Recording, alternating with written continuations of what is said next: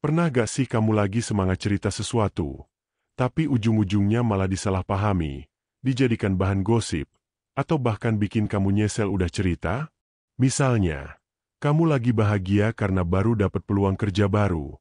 Kamu cerita ke teman dekat, tapi responnya malah datar, atau bahkan kayak ngeremehin. Atau kamu curhat tentang masalah pribadi, terus tahu-tahu cerita itu nyebar ke orang lain. Zaman sekarang, kita gampang banget ngebagikan hidup, baik lewat media sosial, atau ke orang-orang sekitar. Tapi pertanyaannya, perlukah kita menceritakan semuanya? Di video ini, kita akan bahas kenapa kadang diam itu emas. Kenapa gak semua hal harus dibagikan, dan gimana cara menjaga kehidupan pribadi biar tetap damai dan sehat secara mental. Kita tumbuh dengan keyakinan bahwa ketika kita jujur dan terbuka, orang lain akan memperlakukan kita dengan baik. Tapi kenyataannya gak selalu begitu. Ada momen-momen dalam hidup di mana kita akhirnya sadar bahwa gak semua telinga yang mendengar itu benar-benar tulus. Gak semua orang yang mengangguk paham itu benar-benar mengerti. Dan gak semua senyum saat kita bercerita itu datang dari hati yang baik.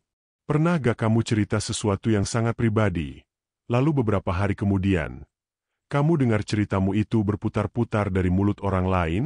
Rasanya kayak dikhianati.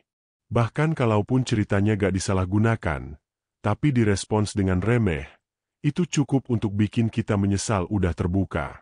Masalahnya bukan cuma soal cerita kita bocor, tapi soal rasa percaya yang perlahan hilang.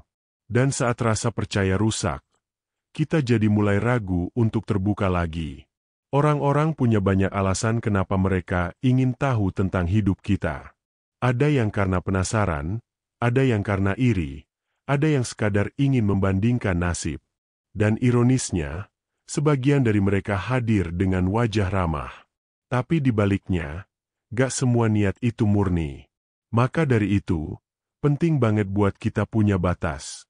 Bukan berarti jadi orang yang tertutup dan curiga sama semua orang, tapi jadi orang yang bijak. Bijak dalam memilih kepada siapa kita berbicara, dan sejauh mana kita membuka diri. Cerita hidup itu bukan barang murah. Itu hasil dari proses, perjuangan, dan rasa yang dalam. Maka jangan sembarangan menaruhnya di tempat yang salah. Tanyakan dulu ke diri sendiri sebelum cerita. Apakah orang ini benar-benar peduli, atau hanya sekadar ingin tahu? Apakah aku bercerita karena butuh dimengerti, atau cuma pengen dianggap ada? Ketika kita mulai menyaring dengan kesadaran seperti itu, kita gak hanya menjaga cerita kita, tapi juga menjaga hati kita dari luka yang tidak perlu. Dan pada akhirnya, akan ada satu titik di mana kamu sadar bahwa diam bukan berarti menyimpan, tapi menyelamatkan. Pernah gak kamu ngerasa semangat banget karena lagi memulai sesuatu? Entah itu bisnis kecil-kecilan, rencana menikah, atau lagi bangun kebiasaan baru yang positif. Lalu, karena semangatnya tinggi, kamu langsung cerita ke sana-sini, update di media sosial, kasih tahu teman-teman terdekat. Tapi entah kenapa, setelah itu malah jadi berat. Energinya berubah. Rasanya seperti semua mata tertuju padamu, nungguin hasilnya. Dan ketika ada hambatan, kamu malah ragu, takut gagal, takut dinilai. Padahal, semua hal besar butuh waktu. Dan proses itu, gak selalu bisa dipamerkan. Kadang, kita terlalu cepat berbagi sesuatu yang sebenarnya masih rapuh. Masih mentah. Masih butuh dilindungi dulu, bukan diekspos. Bukan karena gak percaya diri, tapi karena kita sadar bahwa yang sedang kita bangun itu butuh ruang yang tenang. Butuh perlindungan dari opini, ekspektasi, dan komentar-komentar yang gak dibutuhkan. Bayangin kalau kamu lagi tanam benih.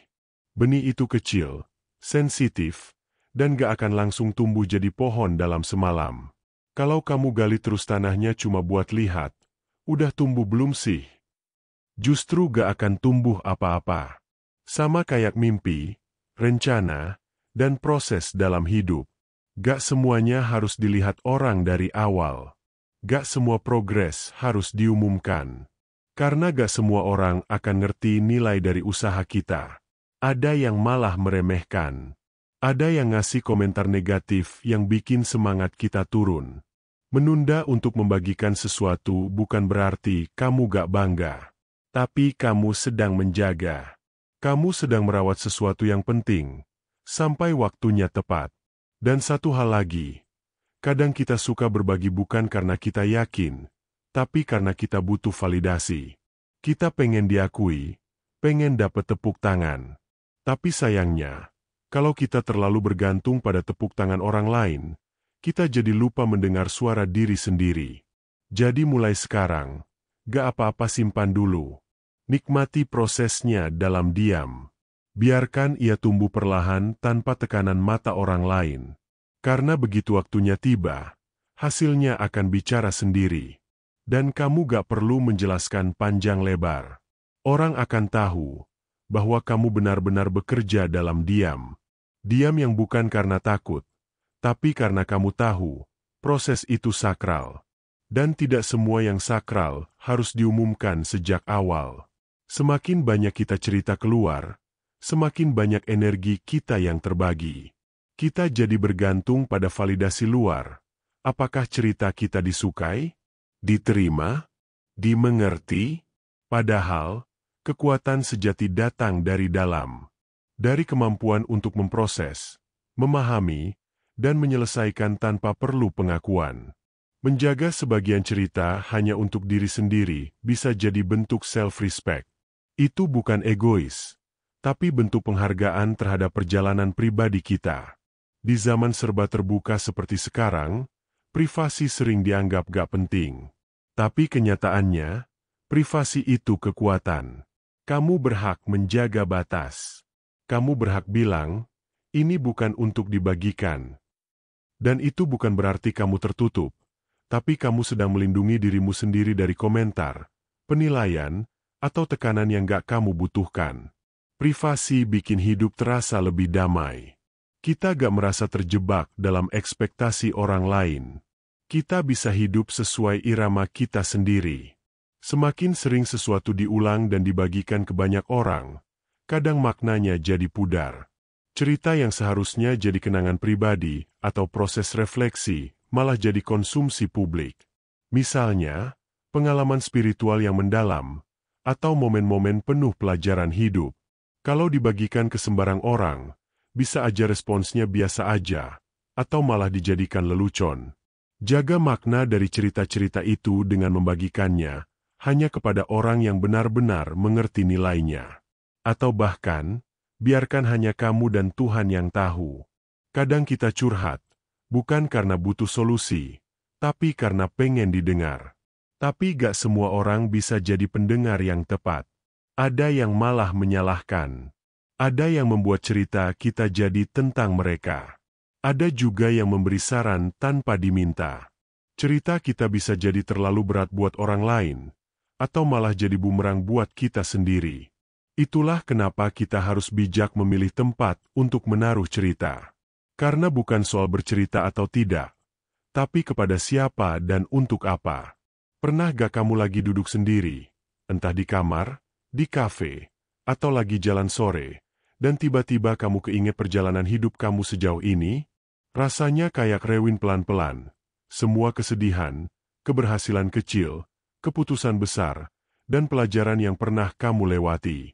Tapi anehnya, gak semua itu pernah kamu ceritain ke siapa-siapa.